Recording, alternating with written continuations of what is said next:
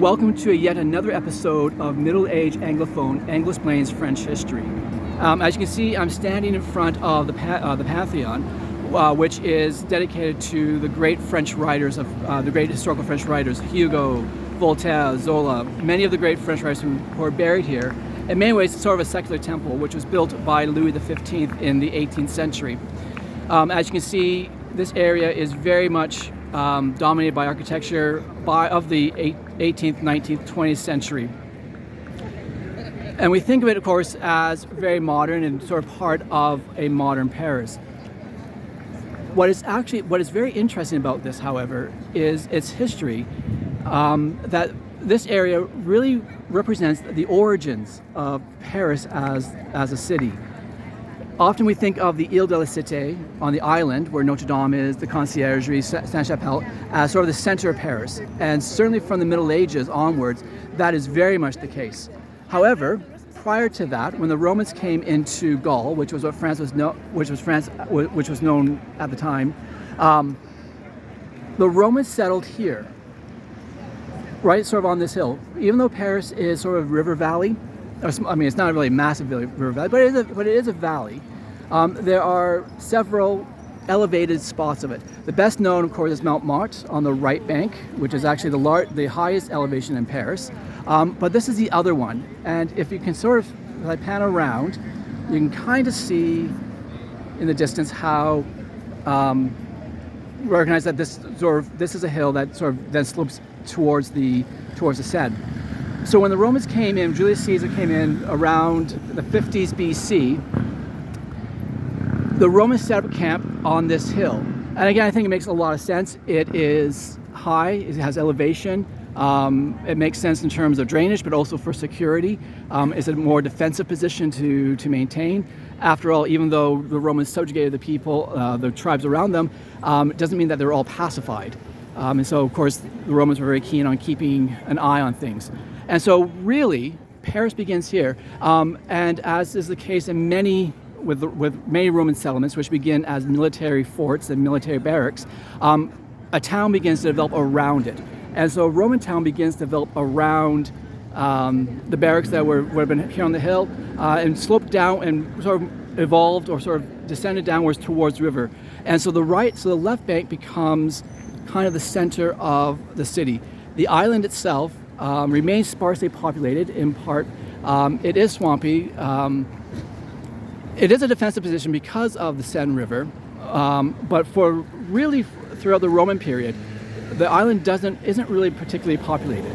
And so we can imagine, and I'm going to walk over here a little bit to give you a sense of how from here a Roman settlement would have eventually developed around the center and as it moved downwards to the right bank. Of course, you can't see it now with all the streets. The other unfortunate part is we have to use our imagination a lot because there's really not a whole lot of Roman Paris left. There are a few remnants that we'll see, but by and large, Roman Paris has disappeared. And really what we have are, like I said, a few physical artifacts and a few of the streets that the Romans built to give us a sense of it. So we're just coming around here. We come to this next street near Place du Pantheon. And I think it's Rue Villette. Yes, it is Rue Villette. If you take a look down, you can see that again, that this slopes downwards and eventually will leads to the Seine.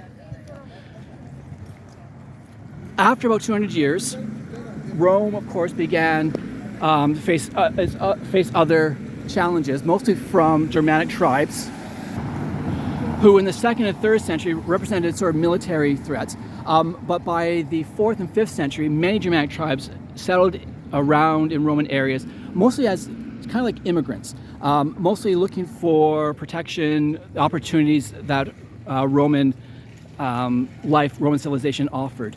One of these tribes were known as the Franks, and that is where we get the word France from. It's from the Franks, this Germanic tribe.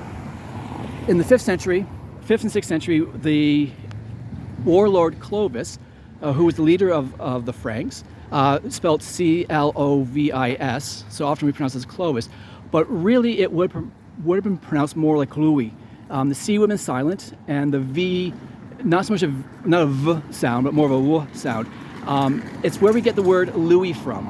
And so Clovis, although we pronounce it as Clovis, should really be pronounced as Chloe or Louis. And it's how the name Louis eventually evolves into modern French, which I think is kind of neat. But anyway, Clovis was a pagan warlord. He married his wife Clotilde, who was a Christian. She was a Trinitarian, which is a precursor of modern-day Catholicism. And during the marriage, Clovis converted to Christianity, and as a result, of course, all his followers and the Franks converted as well. This was important because there were two main sects of Christianity vying for dominance at the time. One was Trinitarianism, the other was Arianism. And with Clovis converting to Trinitarianism, being the most powerful warlord in Europe at the time, sort of ensured that Trinitarianism was going to be the one that would win out, which it has. And one of the things that he did as king was to build on this hill, actually where the Pantheon is standing right now, a church to St. Paul and St. Peter, as well as a church to St. Genevieve, who is a patron saint of Paris, for her work in protecting Paris from Attila the Hun. She was able to sort of rally the Parisians to defend the city against Attila the Hun. Those churches, of course, are sadly long, long gone. So anyway, the point is, what I want to focus on again is that it's the Roman element of it. So basically, think of the Roman city developing from here and sort of down the slope, down to the right bank, kind of where my camera is pointing. I'm going to come down. I just want to show you this also really quickly. We have Rue Clotilde, which was Clovis's wife, and on the corner we have Rue Clovis. So again, in honor of the role that Clovis and Clotilde had in the development of Paris during their lifetimes. We're currently on the road Clovis, and I just want to show down here, not a Roman remain, but we're going to head towards one of those, as I mentioned, one of the Roman remains. But before I do, there is something that I think is really, really fascinating. So as we come down Rue Clovis, one of the things that you're going to see is this broken wall. And I'm just going to come in a little bit closer.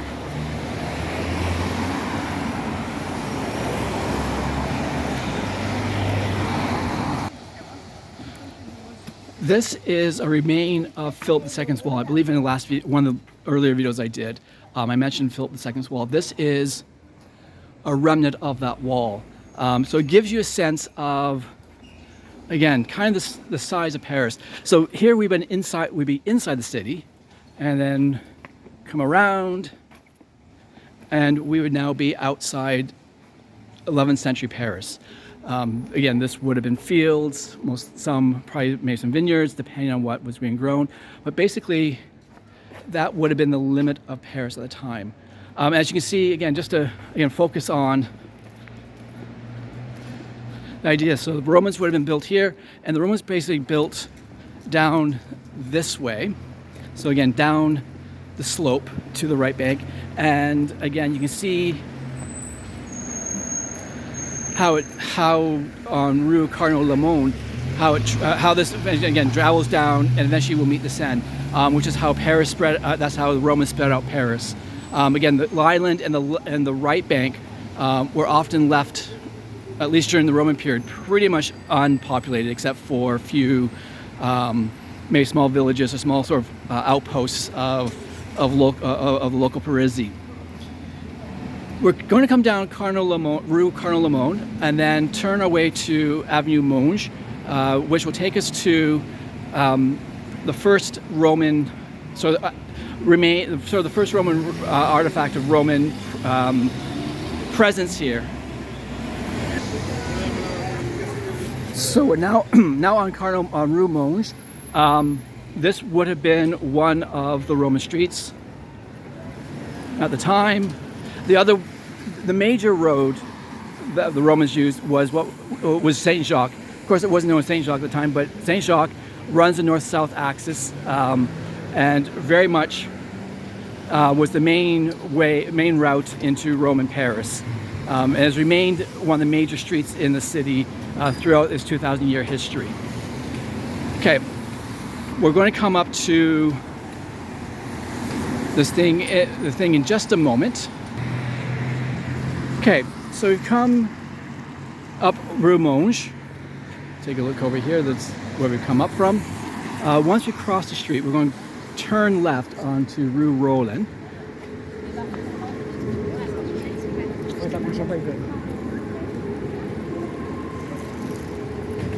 That turns into Rue de Navarre. As we turn around,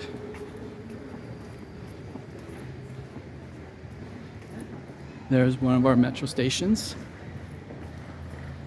Metro. Awesome. Love Metro. And just behind this green fence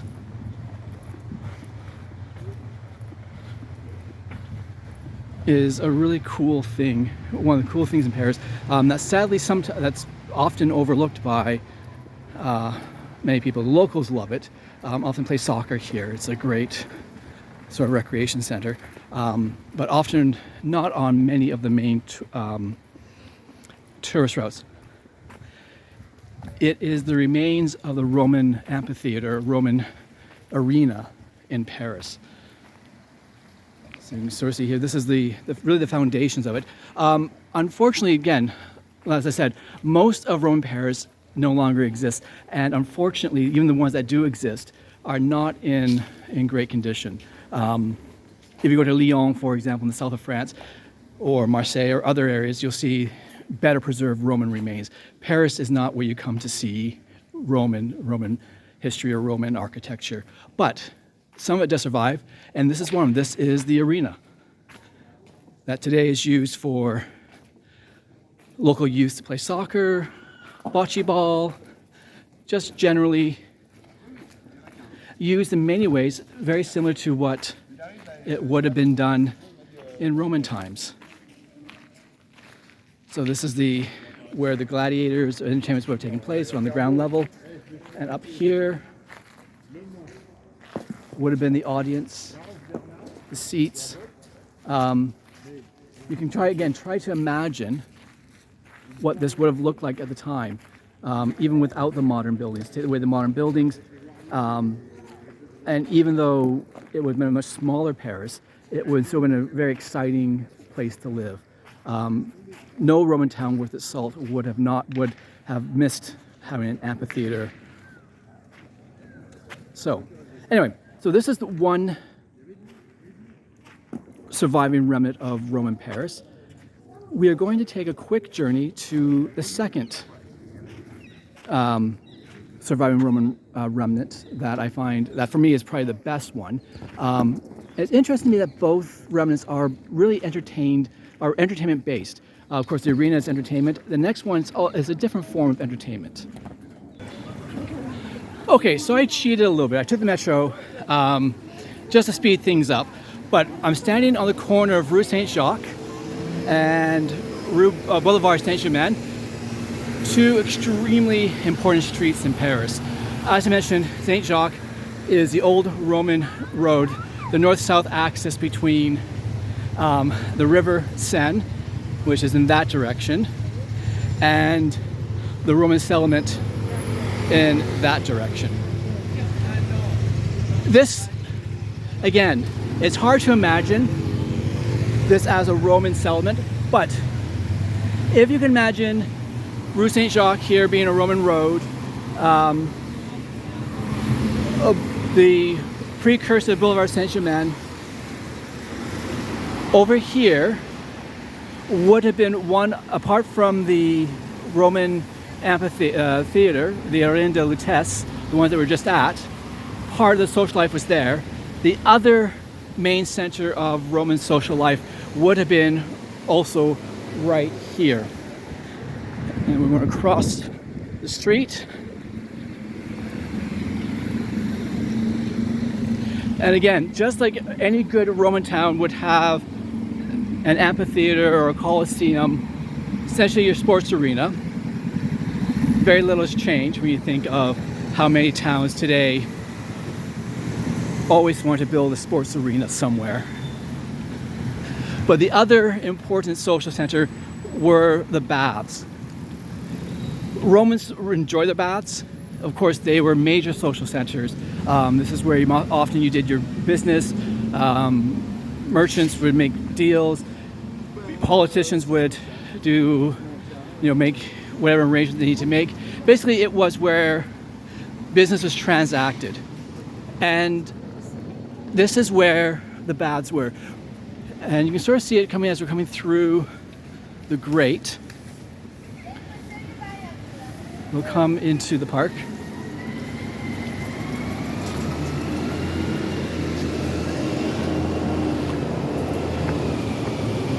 And these then are the remains of the Roman bath. It was later incorporated into the 15th century Hotel Cluny, which was basically a residence or hotel for visiting dignitaries for the monastery that used to be here, but then was demolished by Haussmann in the 19th century to widen the Boulevard Saint-Germain. But fortunately, unlike the arena, a lot of the foundations and a lot of sort of the architecture of the baths has survived. And we'll just come in and get a closer look at it. You can see the Roman arches, Roman brickwork, which is very, very common. Currently, this building now houses the Museum of Medieval History, which if you ever end up in Paris, you've definitely got to visit this. Next to the Louvre, this is one of my favorite museums in Paris. And if we just come back throughout the park, and we'll just turn the corner a bit onto Boulevard Saint-Michel. We'll get another better look at